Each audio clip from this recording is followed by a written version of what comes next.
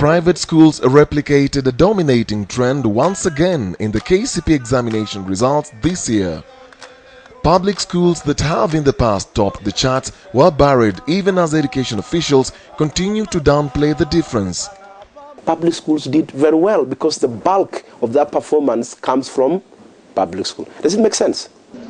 This denial has become the norm ever since the entry of public schools into the education system.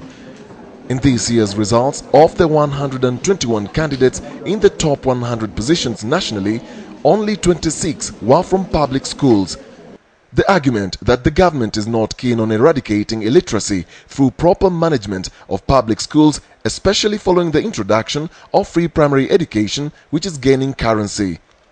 The classes in public schools are much bigger than in private schools. The public schools, as I said, have more challenges because the numbers are more. But also it depends on the attitude of the teachers. Our teachers work very hard. I see their coverage of syllabus very early in the year. I mean, they do thorough work and they are very committed and dedicated. Private schools have often been accused of grilling their pupils to pass exams instead of imparting knowledge required beyond examinations.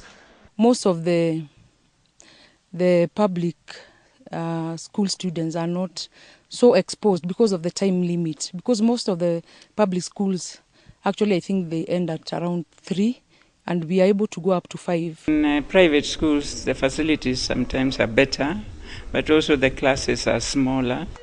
Of the public schools, Hill School in Eldoret produced the largest number of pupils, 7 in the top 100 performers, with Moi Nyeri Complex producing 2. The rest produced 1 each, continuing a trend that existed even before the introduction of free primary education in January 2003. Before then, Kibera's Olympic Primary used to be in the list of best performing schools, often producing a large number of the top candidates. Dennis Okari, KTN Prime.